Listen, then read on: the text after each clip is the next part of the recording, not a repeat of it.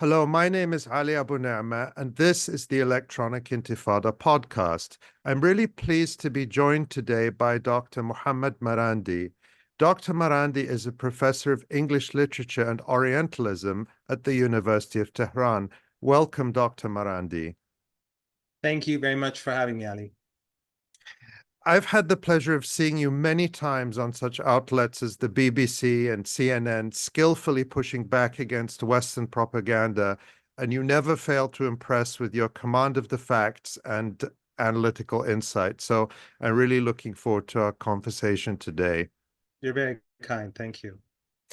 So on Monday, a presumed Israeli airstrike hit the Iranian consulate in Damascus, killing at least a dozen people, including two senior Iranian officers, General Mohammad Reza Zahedi and his deputy, General Mohammad Hadi Hajrahimi. This brazen attack on the diplomatic mission has been condemned even by such staunch Israeli allies and adversaries of Iran as the European Union. Why do you think Israel carried out this attack, and what role did the two generals play in the regional resistance to Israel? I really don't understand why the regime took such a step. I think it was a major miscalculation because until now, the Iranians have not responded directly for a number of reasons. I think that over the years, the Iranians did not respond because Iran had a long-term plan for the whole region. They were helping the resistance in Gaza develop their tunnels and their defense capabilities in Lebanon, in Yemen, in Iraq, and Syria, something which we knew was happening, but I didn't know that it would be so extensive and so well planned. So I think over the years, the Iranians were holding back because they had a much bigger project, and that was, as I said, strengthening the resistance axis. Over the past few months, the Iranians, again, when the Israeli regime would carry out airstrikes, and on a number of occasions, they martyred a number of Iranian officers in Syria. The Iranians, again, did not respond, or they didn't respond directly because they wanted the focus to remain on Gaza. They wanted they didn't want the Israeli regime to be able to change the narrative and to draw attention away from the genocide, or what many, including the Brazilian president, would compare to the Holocaust during the Second World War. So that, I think, was the main reason why the Iranians held back, both over the past few years, but also during the past few months. But in this particular case, it's different. And the very fact that this airstrike was against an attack on Iranian sovereignty made it necessary for the Iranians to respond. And of course, the officers who were murdered, they were working to support the resistance. I think by now everyone knows that Damascus has always played and continues to play a key role in supporting the resistance, both Hezbollah, but also the Palestinian resistance movements. And Iran, these officers played a key role in coordinating and helping Hamas, Islamic Jihad, Hezbollah to be able to defend themselves against this brutal, genocidal, and barbaric regime. So these men played a very important role, but I don't believe that by murdering them, the Israelis have scored any real success, because there are others who will replace them. The support for Hamas, Islamic Jihad, Ansarullah, the Yemeni armed forces, Hezbollah and the resistance, that will continue. But what has happened is that the Israeli regime has provided Iran with a very good excuse to strike back.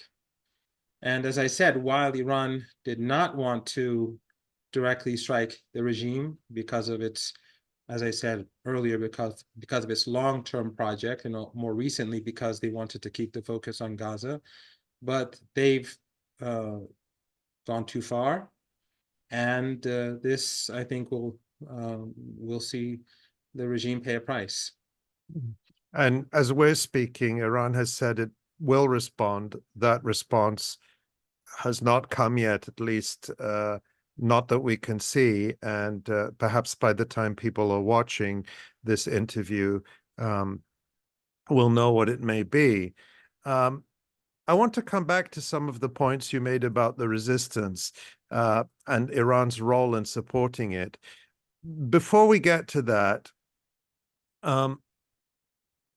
yesterday, as we're speaking, marked 𝐓𝐡𝐞 Day, and that's an annual day of solidarity with Palestine established by Ayatollah Khomeini after the Iranian revolution, the Islamic Revolution. And marking 𝐓𝐡𝐞 Day this year, some of the most prominent leaders of the resistance axis, as it's called, gave speeches at what I believe was an unprecedented online conference hosted by Yemen's Ansarullah movement. And the speakers, of course, included Ansarullah leader Abdulmalik al-Houthi, Iranian President Ibrahim Raisi, Hezbollah leader Hassan Nasrallah, and Hamas chief Ismail Haniyeh. Did you watch the conference, and what do you think the overall message of this? What should we take away from it? I had an invitation to go to the conference hall where people were sitting and watching, but unfortunately, I had a different commitment. It's Ramadan, and in Iran there are many things going on simultaneously, so I couldn't participate. But I read the summary of what the Iranian president said and what the other three gentlemen said. I think it was sending a message that this is a united front. This is a single, let's say, not an organization, but a single gathering of allies where they all have similar agendas, and they all have the determination to support one another. And in this case, of course, the top priority is to support the people of Palestine. Ansarullah in Yemen, from the very beginning, they stated very clearly that the reason why they're blocking ships traveling to and from Israeli ports is because of the genocide. They were implementing the Genocide Convention. And when the Americans and the British started attacking Yemen in response, they started blocking American and British ships too. So this has everything to do about genocide and nothing to do about self-interest, because Ansarullah and Yemen are paying a price. They've experienced a decade of genocide with Western support, and they know quite well what sort of price they have to pay to support Gaza, but they were determined to do so. The same is true with Hezbollah. Hezbollah has given many martyrs over the past few months, over 250, maybe close to 270 martyrs. And of course, a large number of civilians, maybe 100 more, were also killed during this period, Lebanese civilians. So, and for a small country like Lebanon, that is a very significant number. So Hezbollah is also sacrificing for the sake of Hamas and its allies, Islamic Jihad and others. And of course, the resistance in Iraq and Syria are doing the same. So I think this gathering of resistance leaders is just making this point more clear, to the West that we are all in this together. We are all one. We are a united force. The resistance is not just Iran. It's not just Gaza. It's not just the West Bank or Lebanon. It's all of these entities combined. And I think that the Americans and the Europeans have been quite shocked. Right now, we've seen that the Americans are beginning to understand that they cannot win in the Red Sea. The Israeli regime has seen that it has been defeated by the resistance in Gaza. In the north, they are facing crisis. Wherever we look, the Israeli regime is in trouble, and the Americans are in trouble too, because the Americans know that if they get involved directly, they will be hammered in Iraq and Syria. The resistance in Iraq has already shown the Americans a bit of what they can do. But if the Americans get involved directly, then I think the United States would lose everything in Iraq and Syria. And that would, of course, be devastating. So the regime is has already been defeated. And I think that its defeat will only get worse as we move forward. And if they expand the war, it will only make things worse. The regime wants to find a path to victory, or at least a path that can save it from defeat. But any path that I can see will only make the defeat worse and more costly. In fact, I believe that if we put aside the genocide, if we exclude that fact, we all want an immediate ceasefire because we want to stop the genocide, because we want to stop the Western-backed slaughter of women and children. However, if we put that aside for a moment, the side that really needs a ceasefire is the Israeli regime. The longer this war lasts, the more humiliating it is, because they haven't been able to take a small piece of land. We have to always keep in mind, Gaza is a very small piece of land. This is the same Israeli regime that in the past took the Sinai, it took the West Bank, it took the Golan Heights. When it invaded Lebanon, it went to Beirut within days. Today it cannot even take Gaza. So this is a humiliating defeat for the regime. But in addition to that, because of the genocide, and I think the genocide itself is worse than anything else for the regime, it has turned the world against it. Even in the West, as you know much better than I, things are changing. I never thought I'd see the day when public opinion in the United States and North America and Europe would evolve in the way it is evolving now. The longer this war lasts, the worse it becomes for the regime, the more illegitimate it becomes in the eyes of global public opinion. It was always illegitimate in the eyes of those of us who are following the issue of Palestine more closely. But now the world is seeing the regime for what it really is. And in addition to that, the antagonism towards this genocidal regime becomes more entrenched because the longer it lasts, the more cemented this view of the regime becomes. So they need a ceasefire more than anyone else. But because of their arrogance and because of their ethno-supremacism and because of Eurocentrism and American exceptionalism, these entities, the West, Israel, they simply cannot accept reality. They cannot accept the fact that they have been soundly defeated by these natives, and that no matter what they do, they cannot reverse this defeat. And I share your analysis in terms of if we don't count mass murder as a success, then Israel, which of course we can't and mustn't, then Israel has nothing to show for 6 months of its savagery in Gaza. And you make the case that they need a ceasefire that they cannot bring themselves to accept. But there's another view that and maybe not a contradictory view, that the brazen attack on the Iranian diplomatic mission in Damascus and the murder of two senior generals is an attempt by Israel to spark a wider regional conflagration and possibly to pull the United States into a direct confrontation with Iran. Do you agree with that?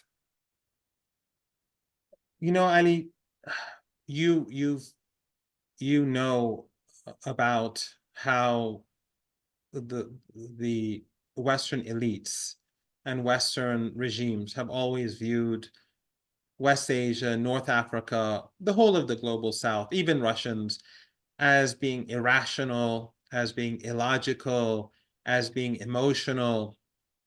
But I think in truth, we are seeing an enormous amount of irrational behavior among these Western elites. What they are doing, what the Israeli regime is doing today, is detrimental to its own interests. It is destroying itself. The regime is, in my opinion, this regime is not going to last. I don't know if it will end in 2 years or in 10 years.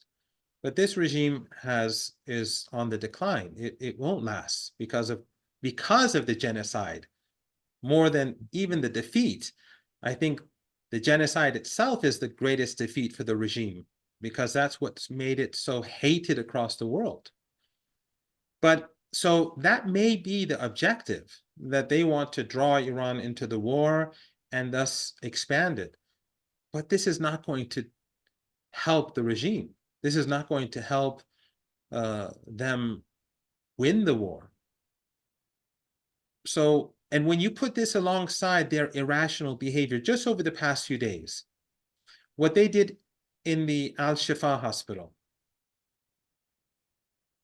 beyond the fact that it was barbaric and it was as evil as anyone can imagine, they only further destroyed themselves in the eyes of the world. Simultaneously, they went and struck an Iranian embassy, thus, and also further diminishing their credibility across the world. Forget the West. In China and Russia and elsewhere, the world is condemning this. In the West, it's more nuanced, and in the Security Council, the Western powers refused to condemn it. But across the world, it was condemned. And then, I'm sorry for interrupting, and then in addition to that, on the same day, the withdrawal from the hospital, the murder of the Iranians in the embassy, in the consulate, but also the murder of the aid workers who were a part of an organization that is extraordinarily close to the United States. These are demolishing the regime.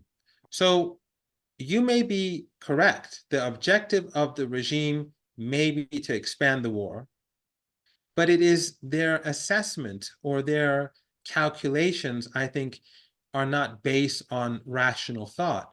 They are being irrational, emotional, and that is only going to hurt them.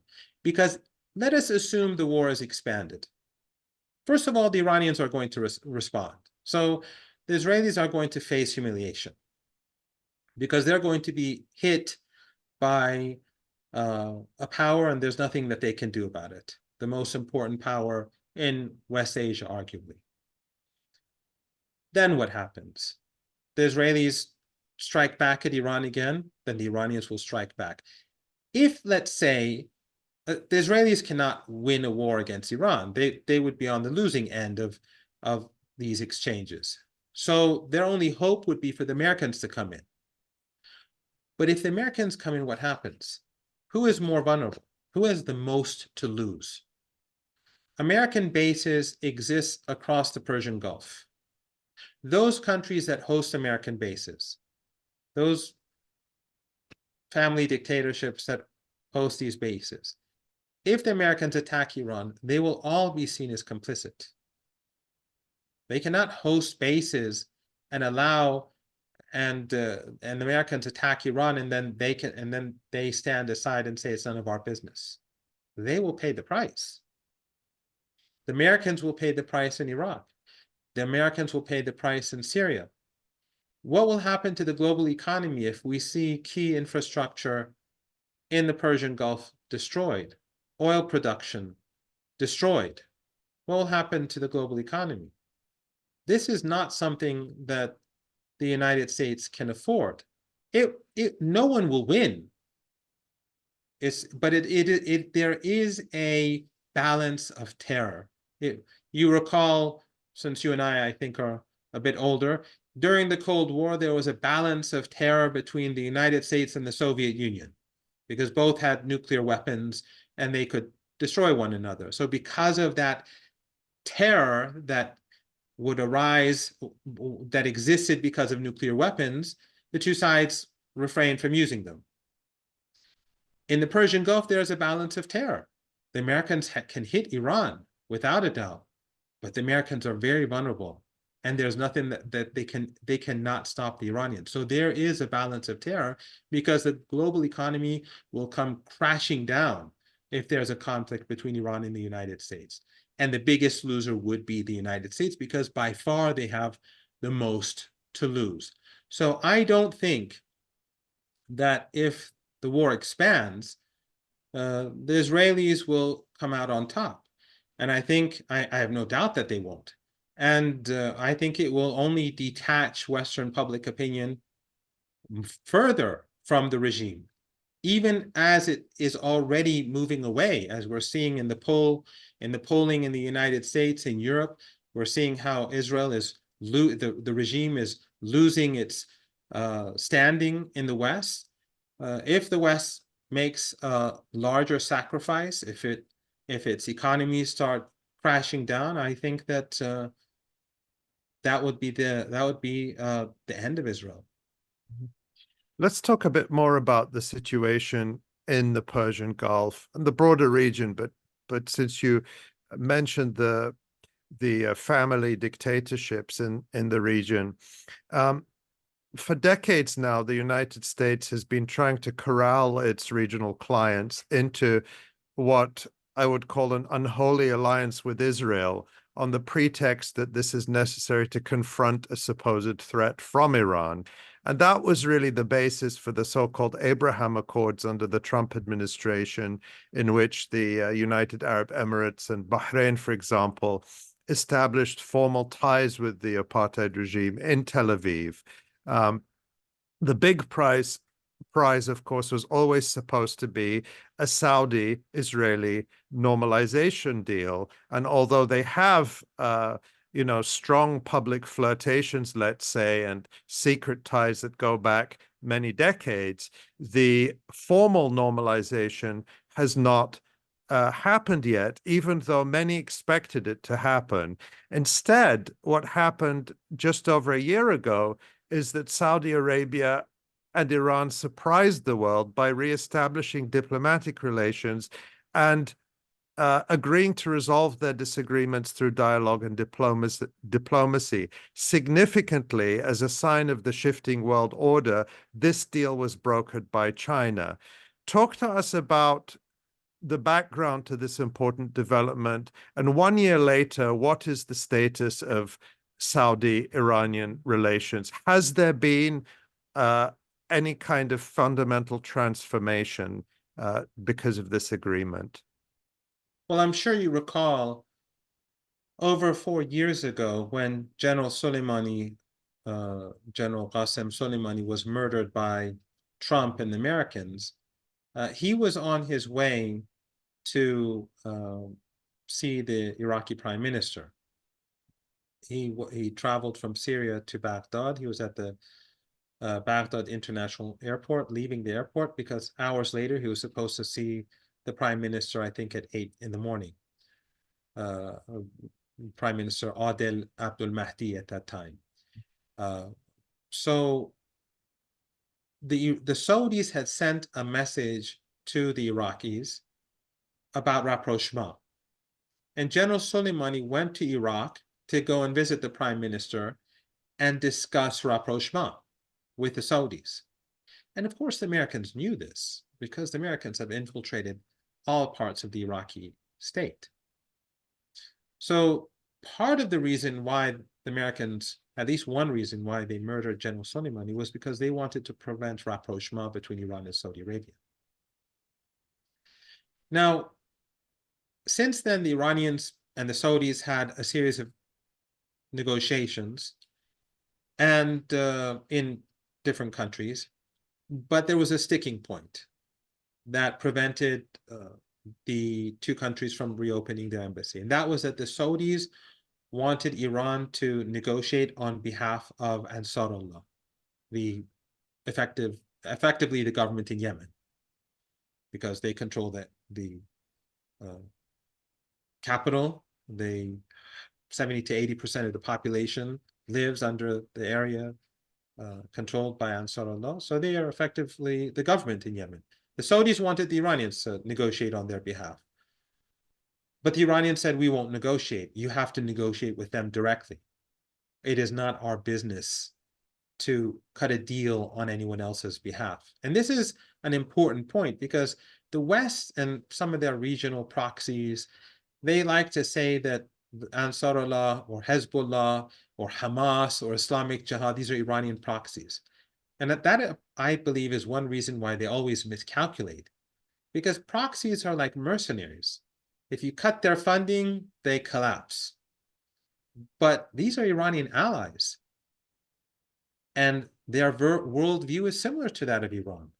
They're anti-colonial, they're anti-imperial, they're anti-hegemonic, they oppose Western hegemony, and they support the liberation of Palestine. So Iran said, we cannot negotiate on behalf of Ansarullah, and that remained a sticking point. Then later, when the Chinese President Xi, went to Saudi Arabia, the Saudis asked him to mediate. Soon after that, the Iranian president was to travel to China, and before his trip, the Chinese sent a message to him asking if Iran would be willing for the Chinese to mediate. And the Iranian president, during his talks in China, said that we support the initiative.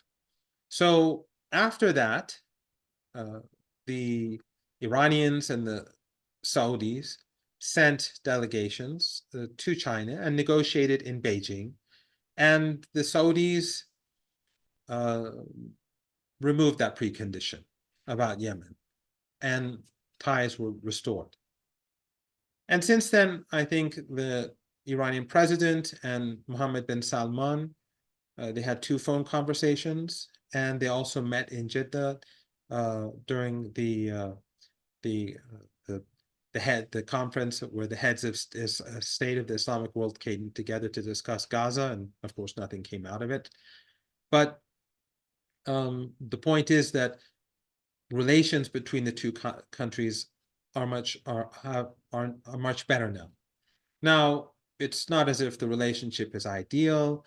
There's not much economic trade going on between the two. Things are happening, but not that rapidly. And of course, Iran's position on Palestine is unique. Iran does not believe in the two-state solution. Iran, from the beginning, before the revolution, the revolutionaries led by Ayatollah Khomeini, Imam Khomeini, they believed there were 2 global issues that were very important for them. One was South Africa and the other was Palestine.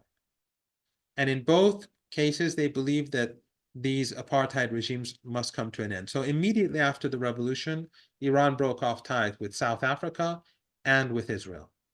And Iran began to support the resistance movements in South Africa and in Palestine.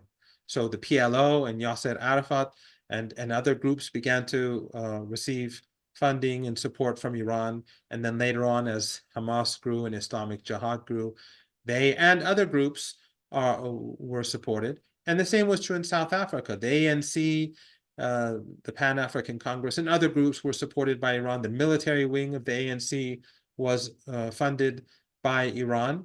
And of course, when the South African regime collapsed, the Iranians established diplomatic ties. And Nelson Mandela, one of the first things that he did was he traveled to Iran and other countries that supported the people of South Africa.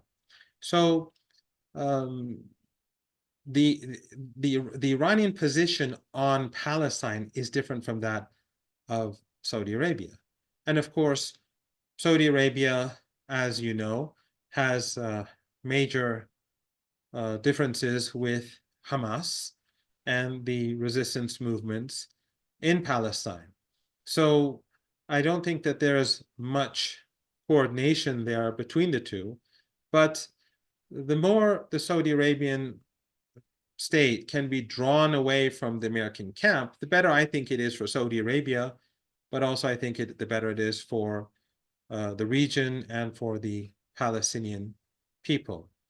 But what I would like to point out is that the problem, the United States, let us assume that they do succeed in normalizing ties between Saudi Arabia and Israel. I don't think that that's going to change anything. Saudi Arabia cannot bring back legitimacy to Israel. Israel is damaged goods. Israel is not the Israel that people perceived it to be before. In the past, many thought that Israel was this undefeatable regime, high tech. They knew exactly what was going on. Their intelligence gathering was second to none. Their military was invincible. Now they're a diminished regime. They're unpopular across the world. They're despised. The regime is despised. Its intelligence gathering has been exposed as deeply flawed, to say the least. Its military capability has been exposed as weak and inadequate. The regime has shown itself to be utterly hypocritical and, more importantly, barbaric and inhumane. So who would benefit by normalizing ties with the regime? It would only make things worse for Saudi Arabia now. Anyone who touches the regime would lose credibility in the eyes of its own public. I believe that the Emirates regrets what it has done in the past, but it cannot reverse it because it would look bad for the regime. But if I have no doubt, even though the Emirates is a police state, if you ask people and people are able to express themselves in the United Arab Emirates, they would say we want to wreck the relationship with the regime. The same is true in Saudi Arabia. The same is true across the Persian Gulf region and beyond. And as we speak, those regimes that are complicit, they're losing credibility. Look at Turkey. Erdogan was funding ISIS and Al-Qaeda and demolishing Syria. He was prepared to do anything to take Damascus. But when it comes to Gaza, he does nothing. His trade, he continues to do trade with the regime. Part of the reason why he lost the election was because of Gaza. There are other reasons. I don't want to, But that's certainly one that is analysis that his party lost votes to a relatively new Islamist party that was calling for the complete cutoff of ties with Israel, something that Turkey unfortunately hasn't done. I want to ask you, again, touching on some of the points you raised, any one of us who lives in the West, and sadly, this is true in many Arab countries as well, is subjected to constant propaganda, often seeped in open sectarianism, claiming that Iran is an aggressive country that aims to take over the region, spread Shia Islam, and undermine the existing order. And in fact, just in recent days, in the context of the enormous protests in Jordan in solidarity with people in Palestine, we've heard voices close to the authorities there claiming that, these huge protests and rallies serve foreign interests and with hints at Iran. And we even hear such things from people close to the Palestinian Authority and across the region. I just want to give you a chance to respond to that because it's such a pervasive theme in so much of what we hear. Is Iran a menace to the region? Is it trying to impose the Shia beliefs on a billion plus Sunni Muslims around the world? Is that what's going on here? Well, in the good old days and during the Bush years, we were the axis of evil and we were at the top of the list. Now, unfortunately, we have rivals like China and Russia, and we're sometimes ignored in the West, and our evilness doesn't count for as much as before. So it's always good to hear these people speak about the evilness of Iran. It reminds us of those good old days of George Bush. But I think it's quite clear that these regimes use these tropes simply to for self-interest. They are complicit in this genocide, and they want to otherize Iran to draw attention away from the real issue. Of course, these protests are serving the interests of a foreign country. It's serving the interests of the Palestinian nation.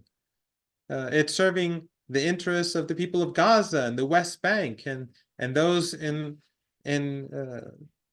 Israel 1967 who are less than second-class citizens. It serves their interests. It serves the interests of humanity. But these regimes, by otherizing Iran, they do the same thing as that George Bush did.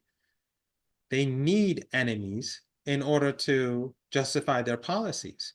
Iran is an axis. I mean, back then, you recall, it was the Soviet Union had collapsed. The United States was it was the unipolar moment.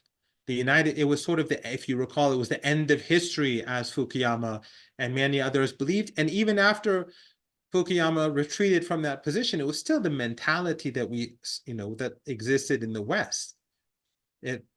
At that time, they needed to demonize Iran because it served their agenda in our region.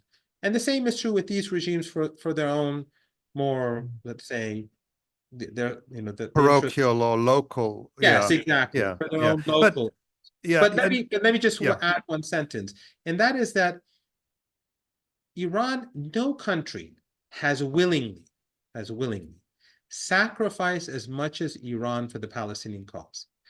Lebanon has sacrificed a lot.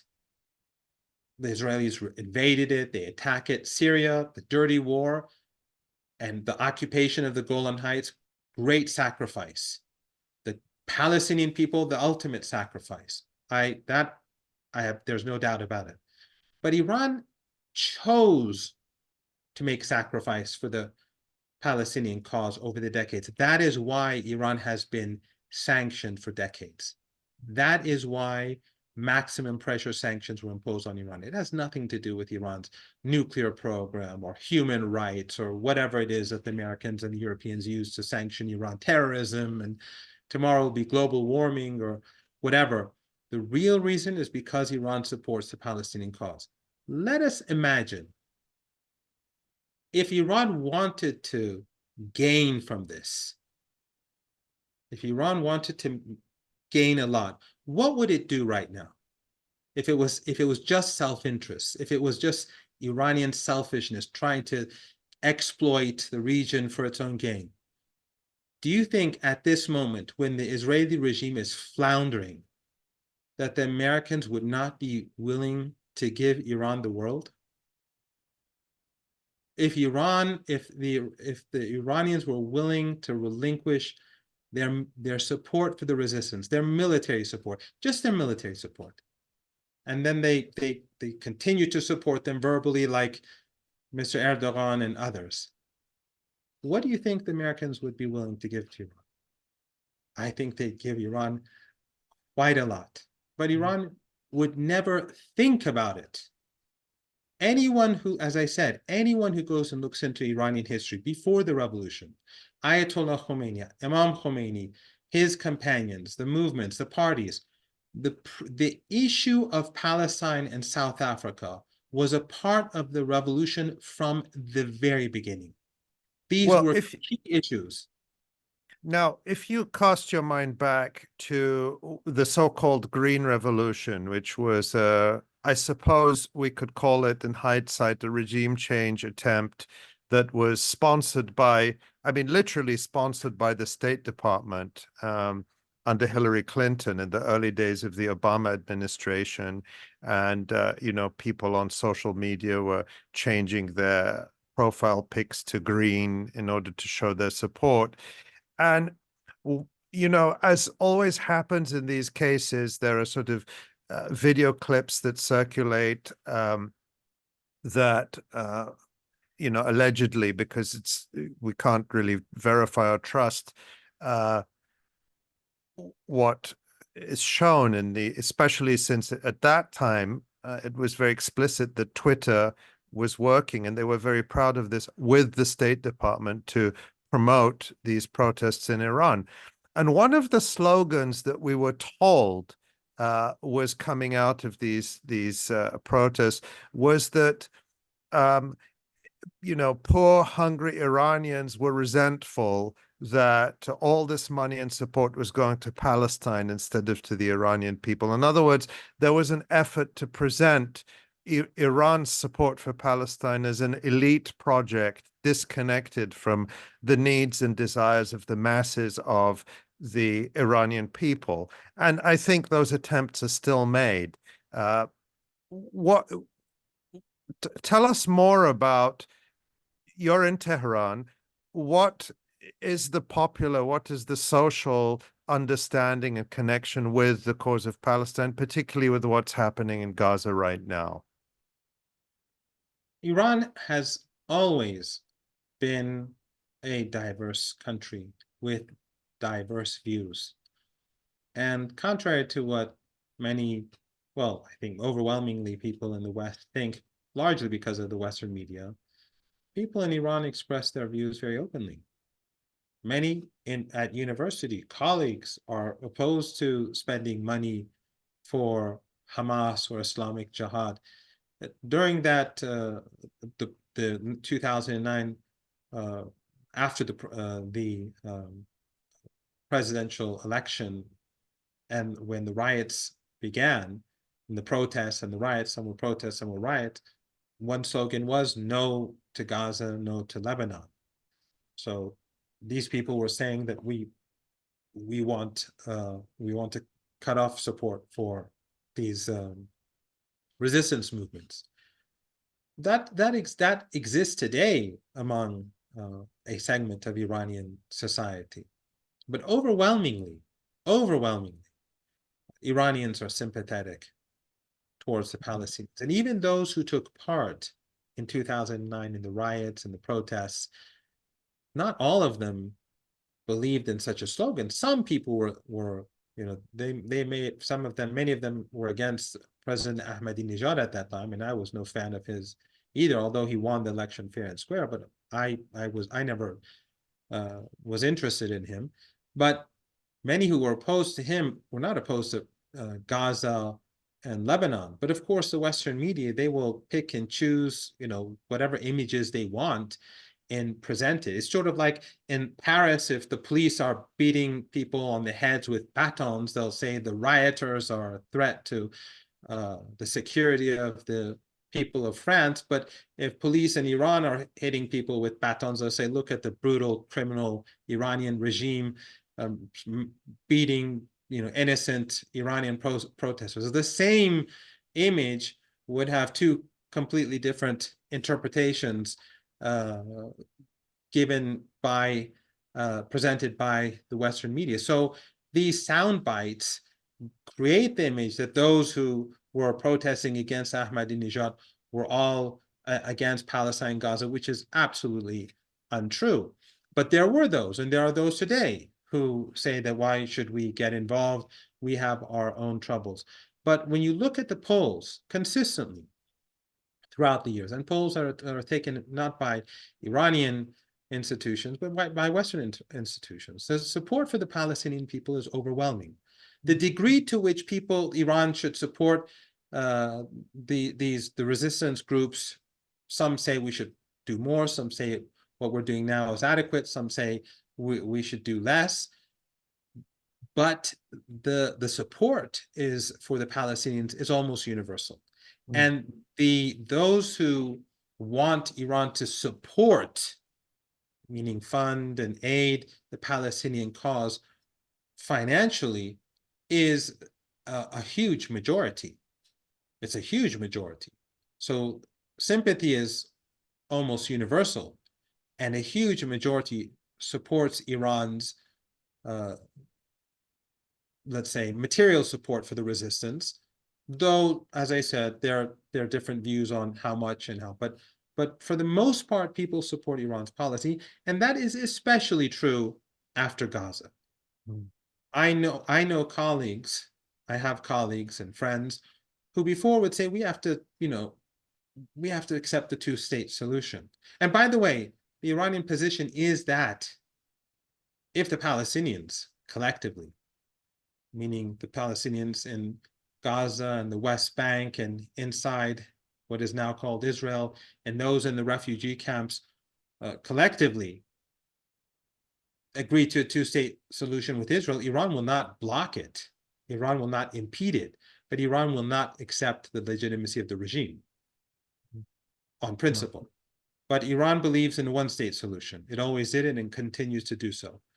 So, that I should have, I think that footnote was necessary. But overwhelmingly, Iranians support this. And as I said, after the genocide in Gaza, colleagues of mine and friends of mine who before were saying there should be a two-state solution, many of them, I think everyone who I've spoken to says, no, this regime cannot be tolerated anymore. This is not a regime that is accepted. We should accept it or allow to exist in the region any longer. So what the regime has done is that it has not only diminished its credibility across the world and its image across the world, but even among those the minority of those who thought that there some sort of agreement could be reached with the regime in Iran, even those numbers that group has diminished inside the country, inside Iran, their numbers. It's interesting that you made reference to the polls that are taken by Western think tanks, for example, the Pew Global Research Center. I don't know if they do polls in Iran, but they do polls in other countries across the region. And I look at them from time to time, and I don't think I've seen a recent one, at least since the genocide in Gaza began. But over the years, it was remarkable how unsuccessful the sectarian incitement targeting Iran was. For example, consistently in Jordan, to take just one country, but there were other countries as well, you'd find that despite intense propaganda, particularly in international media, telling people, and in Saudi media, telling people, Israel isn't the real threat is Iran, people didn't buy it. People in Jordan, by huge margins, like 90%, said, no, the main threat is the United States and Israel, not Iran. And people at the popular level appreciate that, they want to see support for resistance. And I think they would appreciate any country that provided that that kind of support that we've spoken about. So I just wanted to underscore how unsuccessful the propaganda has been, and I think if those polls were taken today, those numbers would be even more overwhelming. I'd like to just add something when you say even more overwhelming. support for the Palestinian cause and the Palestinian people in Iran is very high, and that is despite the maximum pressure sanctions. The Americans have done everything, and the Europeans everything possible to make life difficult for ordinary Iranians. And under such circumstances, it's more understandable when people say, well, the focus should be on inside the country. And there is there's something unique about Iran that does not exist anywhere else in the world. And that is there are a huge number of media outlets in Persian that are hostile to Iran, broadcast from outside. We have more political media outlets outside of Iran in Persian, hostile to Iran, than we have inside Iran. So people in Iran, day and night, they hear anti-Iranian propaganda from BBC Persian, VOA Persian, Deutsche Welle, France Radio International, television channels like Iran International, Manoto, which I think recently was shut down, and all sorts of Telegram channels, which all of these are funded by Western governments and Israel, previously Saudi Arabia as well, but I think the Saudis have stopped, or at least they've cut their support significantly. And then you have cyber armies, such as in Albania, where thousands of these MEK terrorists who fought alongside Saddam Hussein against their own country in the 1980s. The Americans took them there, and they've created a cyber army there. So day and night, each of them have tens of accounts, and they online. They attack Iran. So you have these huge spots and cyber armies and media outlets day and night telling the Iranian people that you are the most miserable people in this world. You're the most impoverished people. I have students at the University of Tehran who in class sometimes tell me the most extraordinary things. They say, we're the most impoverished country in the world. We are, we have no freedom. And I tell them in class, well, when you say you have no freedom, you can't say that in the Emirates. You can't say that in Qatar. You cannot say that in Saudi Arabia. You cannot say that in Afghanistan. You cannot, but the Western, so on the one hand, the Western propaganda machine is not only antagonizing Iran across the world, but it's also trying to create depression and division and a sense of hopelessness among ordinary Iranians day and night as they impose maximum pressure. But despite all that, and despite the fact that many Iranians are facing difficulty because of all this, you still see that in the polls, Iranians overwhelmingly support Palestine. And I think maybe the University of Maryland, I know that they do polls in Iran. People maybe they could look that up. And there are other institutions as well if people want to do research on that front. That doesn't, and in Iran, by the way, if you just come to Iran and you take a taxi or take a few taxis and then take the metro and go around town, take the bus, you'll have people in taxis, not now, since I was a teenager, since I remember, people would insult the government, the leader, religion. It's not the sort of world that has been created by the Western media. In fact, whenever a Western journalist comes to Iran, and we have, let's say, we have long conversations together, or wherever an academic from the West comes to Iran, let's say we invite them over, and I have serious discussions with them. One of the things that I often ask is, how different is Iran from what you thought it would be? And they all, I don't remember anyone saying that it's the same. Universally, they'd say it's completely different from what they expected.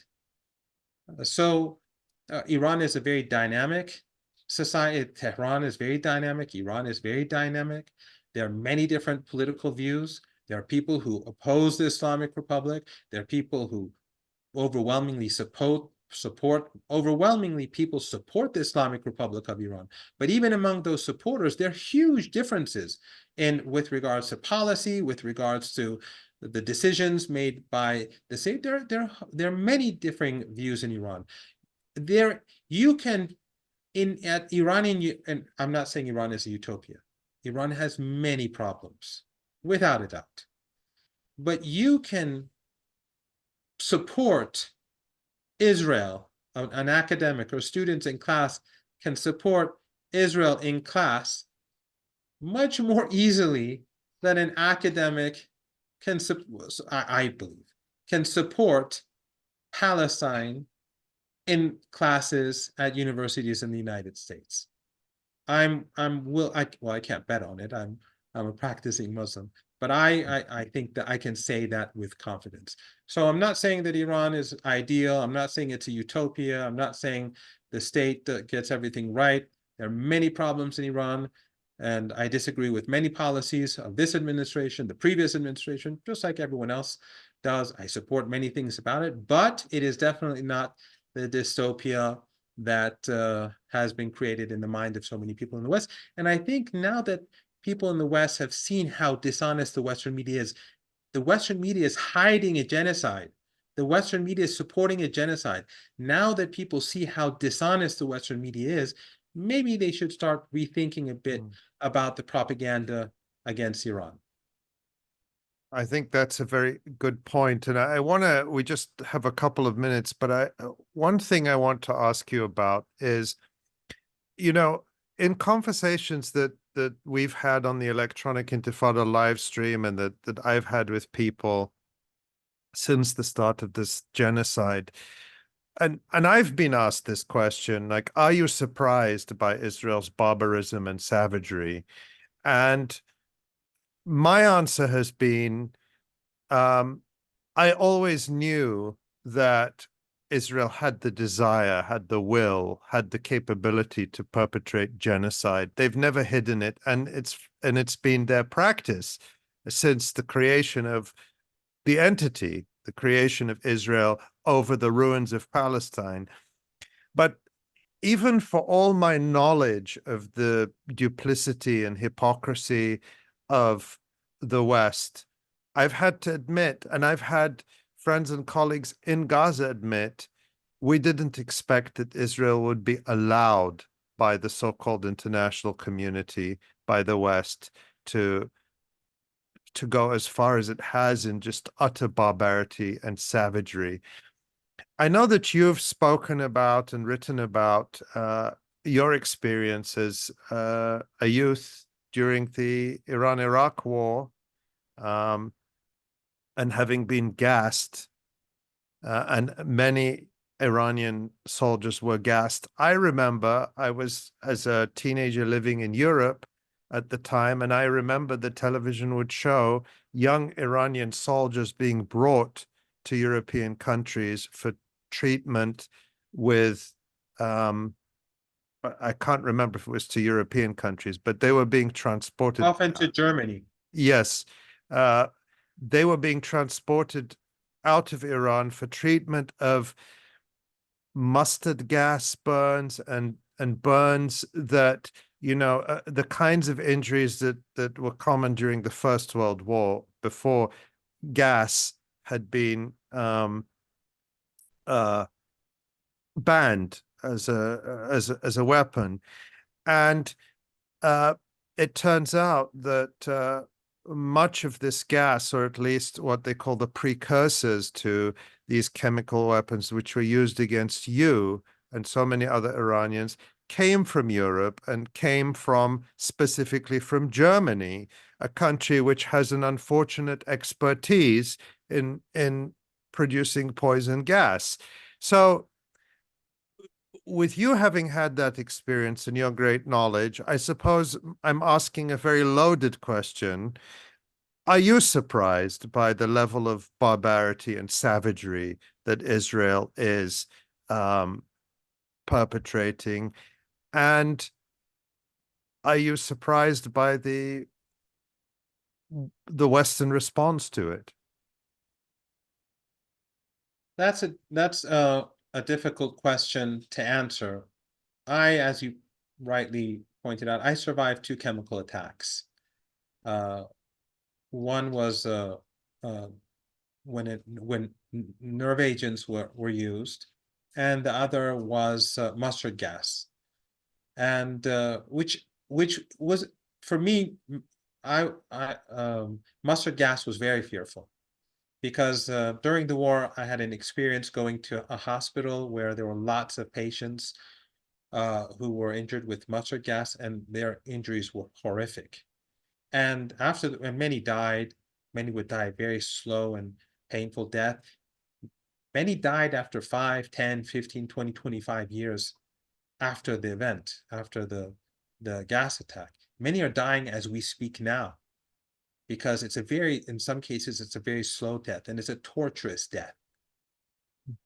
So when I went to that hospital, after I went to the hospital to help, I didn't do much, but anyway, but it had a lasting impression on me. And near the end of the war, when I was injured with mustard gas, I was worried that I would suffer like those people in the hospital. So it was quite frightening.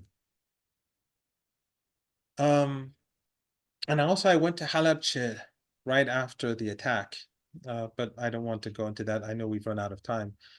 What I can say, and I should also add, that the reason why Iranians were taken to Europe, and mostly Germany, the Iranian government sent them.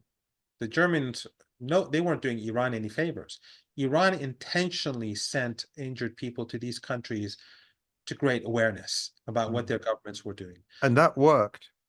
It worked to a degree, but in general, the West was unwilling to do anything about it. They continued to supply the regime, Saddam Hussein, with chemical weapons. They provided him with the military intelligence, especially the Americans, to use those chemical weapons, and they provided the political cover to get away with it. And in some cases, the United States, and I think this was written in a 2003 article in the New York Times, I forget the name of the author, but the government, the U.S. government at that time, the Reagan administration or regime, they instructed the State Department to try to blame Iran for the gas attacks if possible. So they even were trying to blame the victim. So there was no real outrage. The policy continued. And so for me, it has always been clear that the West is barbaric, Western regimes. And of course, all of us, we're all students of history, Africa, South Africa, the Congo, Algeria, Latin America, the Indian subcontinent, East Asia. The history of colonialism and neocolonialism is we all know a thing or two about it. So this is nothing really new. Even though it was personal for me, it was not new. It was something that has been going on for centuries. But what is unique, and this is my response. I believed that the Israeli regime would like to carry out this genocide. And I believed that the West would support the genocide. But I didn't think that they would be prepared to go this far while this genocide was being carried out in front of a global audience. This genocide is unique in human history. This Holocaust is unique because we are watching it as it happens. When I wake up in the morning, literally, the first thing I do is I check the news and I see new footage of death and destruction. When I go to bed at night, almost, again, literally, one of the last things I do is I go and check the latest atrocity carried out by the regime that was carried out sometimes minutes before I saw it. I would have thought that under these circumstances, the West would have distanced themselves from the regime, or at least they would have pretended to be opposed to the genocide. They would have condemned the Israelis, but they would have allowed them to do what they did. Otherwise, the Israelis have carried out genocide before. You know what happened in Sabra and Shatila in 1982 when the Israelis invaded Lebanon. I think between 20 to 40,000 people were killed. And in Sabra and Shatila, 2 to 3,000. I've been to that camp many times, and I'm sure you've been there too. 2 to 3,000 Palestinians and some Lebanese were killed within what, 36 hours? So they do these things. In the West never condemned them. They never sanctioned them. So, but back then these things weren't, you didn't see them happen, or you didn't see the footage. They weren't live streamed. They weren't live. People are literally live streaming genocide. Exactly. It is. This to me is the most outrageous part of the whole, this whole catastrophe. But these same powers will still come and lecture us about women's rights in Iran and human rights here and human rights there. And I think that, that or sort of the legitimacy they had to lecture anyone about human rights was already threadbare, and the world was already fed up with it. But I think after this, I can't see how, even with their own people, I think they've lost, the Western governments had already, the rest of the world was already losing patience with them and their lectures and their sanctimony. But I think now their own people understand, that we're being ruled in the West by psychopaths, people who have no hint of human feeling or decency or empathy. And to imagine oneself to be in a position where you could stop something like this and you don't. You could stop, they could stop it immediately. Yeah. And to not do that, I mean, is just extraordinary. And two things here, though, that I'd like to just add. One is that the Israeli regime its existence is detrimental to the West, and that has been exposed to everyone. The West has its soft power and its credibility and image has been demolished across the globe because of their policy towards Gaza, because of their policy towards Israel and the Palestinian people. They've destroyed, they've wrecked their image across the globe over the past 6 months. So Israel is destroying the West. But also on the bright side, I think one thing that you know better than I, and that is that young people, not only across the world, but in the West, Jews, Christians, Muslims, Hindus, across all walks of life, they are waking up to this reality, and they themselves are at the forefront of the resistance. The resistance that is being carried out in Gaza, Palestine, the region, the military resistance, the support that the people of the region give, that's to the resistance, that's immensely important. But what the young people and older people in the United States and Europe are doing is very heroic, and I'm sure many of them are either paying a price or they know that they could pay a heavy price. And that is something that is very encouraging, that we have so many people who have such a strong sense of humanity among the Jewish. And we have to always keep in mind that Zionism has nothing to do with Judaism. Most Zionists are actually Christians. Many are not even religious. Zionism, just like ISIS, has nothing to do with Islam. Just like the Nazis have nothing to do with Christianity, Zionism has nothing to do with Judaism. And I think many people recognize this. And I especially have to point out that those young Jews in the United States and in Europe, but especially I think in the United States, at least in our part of the world, their work is being reflected. And in the protests in London. They are themselves, I think, the strongest force. Those who are anti-Zionist, they are the strongest force that prevents people from, in our part of the world, from becoming anti-Semitic, because, or whatever that may mean. people see that Jews are opposed to Zionism. People see that Christians are opposed to Zionism.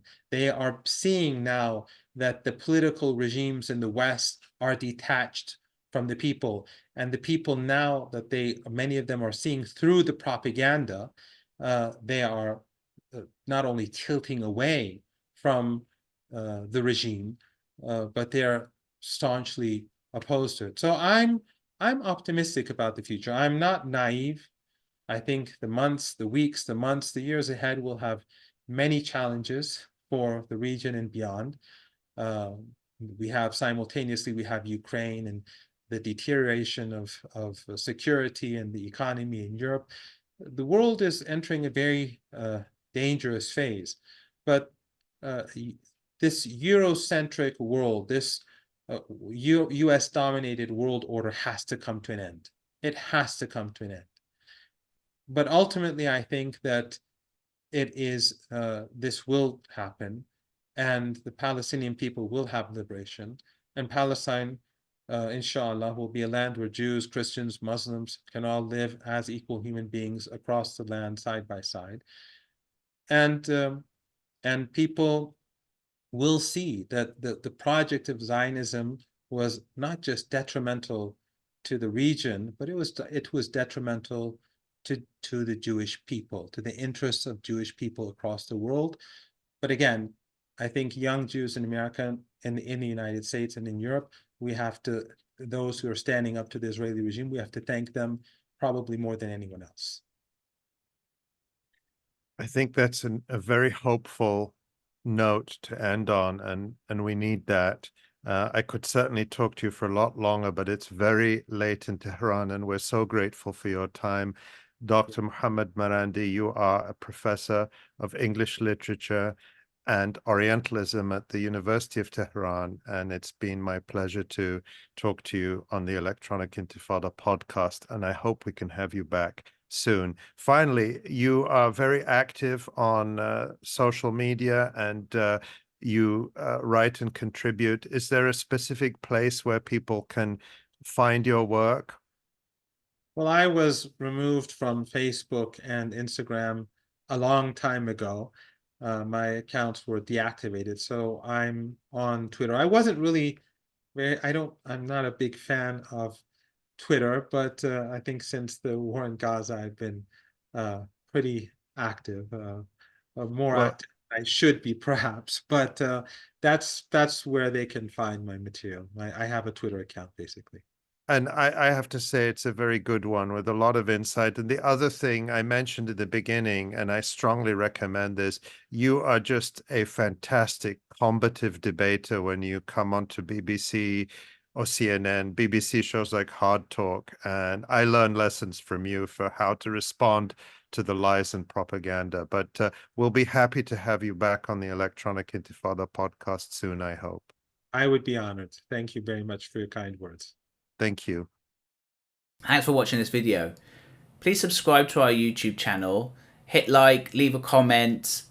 These engagements help us with the YouTube algorithm, and it helps us to get around Silicon Valley censorship as much as possible. It does make a difference. You can also support our journalism by going to electronicintifada.net and clicking on donate now. Thank you.